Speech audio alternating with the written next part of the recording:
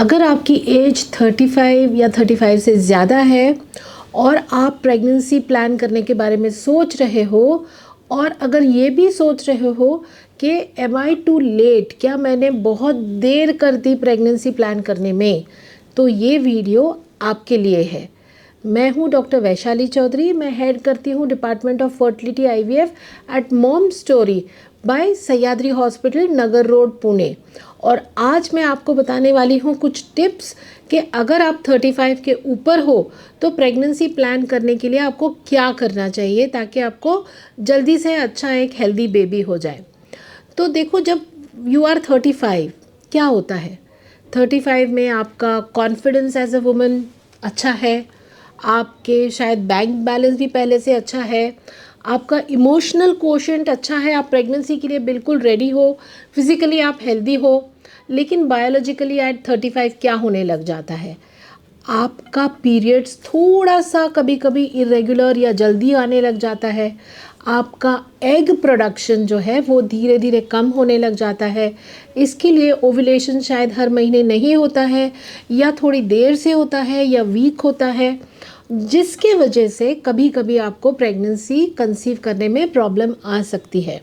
मैं ये नहीं कह रही हूँ कि आपकी एज 35 के this is going to define your ability to become pregnant. हाँ, लेकिन जो एक्शंस आप आज लेने वाले हो ये डेफिनेटली डिसाइड करेगा आपकी प्रेग्नेंट होने की कैपेसिटी, आपकी एबिलिटी।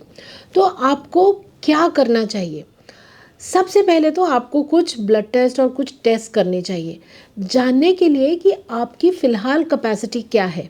तो जो ब्लड टेस्ट है सबसे इम्पॉर्टेंट, आपने सुना होगा, एंटी म्यूलेरियन हार्मोन AMH नाम का टेस्ट है। ये जैसे एक रिपोर्ट कार्ड है, आपको बताता है कि आपके पास कितने एग स्टॉक में अभी बाकी हैं, क्योंकि ये बहुत इंपॉर्टेंट फैक्टर है जो डिसाइड करेगा आपके प्रेगनेंसी के चांसेस। सेकंड होगा आपका सोनोग्राफी, जो कि बताएगा एक्चुअल में देख के कि कितने फॉलिकल दिख रहे हैं, क्योंकि फॉलिकल्स के अंदर बसते हैं आपके एग्स। तो ये फॉलिकल काउंट आपका इंपॉर्टेंट सोनोग्राफी वाले डॉक्टर आपको देंगे या गायनेकोलॉजिस्ट करके देंगे आपको, और ये भी बहुत इंपॉर्टेंट है। बाकी रही आपकी थायराइड की लेवल्स, आपकी विटामिन D की लेवल, विटामिन B की लेवल्स। तो ये कुछ टेस्ट करके आप आपके गायनेकोलॉजिस्ट या फर्टिलिटी स्पेशलिस्ट के पास जा सकते हैं और पूछ सकते हैं कि आपकी एबिलिटी कितनी है। हाँ, और ये करते वक्त आपके हस्बैंड को मत भूलिए, क्योंकि प्रेगनेंसी होने में उनका भी तो 40-50% रोल होता है, मेल फैक्टर। सो उनका सीमेन एनालिसिस भी करवा लेना, और ये सारे रिपोर्ट्स लेके आप एक रोड मैप, मतलब क्या पॉसिबिलिटीज़ हैं आपको आगे प्रेगनेंसी के, कितना चांस लग सकता है, ये आप ओपिनियंस ले लीजिए। हाँ, अगर आप नेचुरली ट्राई कर सकते हैं तो बिल्कुल बिल्कुल ट्राई कर सकते हैं। अगर आपके डॉक्टर ने बताया कि आपका MH लेवल अराउंड अबाउट 1 के ऊपर अगर है, 1 से ज़्यादा है, तो डेफिनेटली नेचुरली प्रेगनेंसी आप ट्राई कर सकते हैं। ऑफकोर्स उसके लिए आपके हस्बैंड की रिपोर्ट भी नॉर्मल होनी चाहिए। तो ओव्यूलेशन किट्स हैं बाज़ार में, आप सोनोग्राफी करके, फॉलिकुलर मॉनिटरिंग करके आप परफेक्ट दिन देख सकते हो आपको कब इंटरकोर्स करना चाहिए।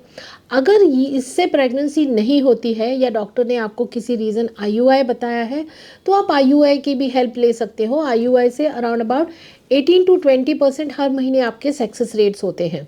अगर IVF की नौबत आती है तो मत डरिए, IVF is not something bad या अबनॉर्मलिटीज़ होंगे बेबी में, बहुत सारे मिसअंडरस्टैंडिंग्स हैं, तो वो दूर करके आप सेफली IVF भी कर सकते हैं। बिकॉज आपके आज के जो एग्स हैं, आज की जो अवेलेबल एग्स की क्वालिटी है, उनसे बने हुए जो एम्ब्रियोज़ हैं, ये आपको डिसाइड करने वाले हैं आपके कल की फैमिली बनाने की एबिलिटी। कभी कभी तो हम लोग पहले IVF करा के कुछ 4-5 एम्ब्रियोज फ्रीज करके रखते हैं एज अ बैकअप प्लान, और बाद में अगर तुम सोचते हो कि नहीं अभी मेरे पास एम्ब्रियोज तो है, तो चलो मैं इससे ट्रांसफ़र करने से पहले मैं कुछ नेचुरल भी ट्राई कर लूँ, मैं IUI से भी ट्राई कर लूँ, क्योंकि मैं IVF से प्रेगनेंसी अगर इमीडिएटली नहीं चाहती हूँ, तो आपने इंश्योरेंस के जैसा एक बैकअप प्लान बना के रखा है, आपके एम्ब्रियोज हैं आज की आपके एग की क्वालिटी के हिसाब से। उसके बाद भी आप नेचुरली ट्राई कर सकते हो, और अगर उससे प्रेगनेंसी नहीं हुई तो शायद 6 महीने के बाद, 1 साल के बाद उन IVF से बने एम्ब्रियो से प्रेगनेंसी प्लान कर सकते हो। तो ये कुछ टिप्स हैं, आप याद रखिए कि आपको प्रेगनेंसी बिल्कुल पॉसिबल है, आपके चांसेस अच्छे होते हैं, लेकिन आपको अवेयरनेस चाहिए और आपको टाइम नहीं अभी बिताना है, आपको सही सलाह लेनी है।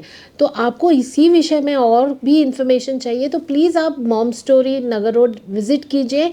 हम लोग हैं, हम आपको पूरी तरह से अच्छी तरह से सारे डिटेल में समझा देंगे आपके chances. So all the very best from me.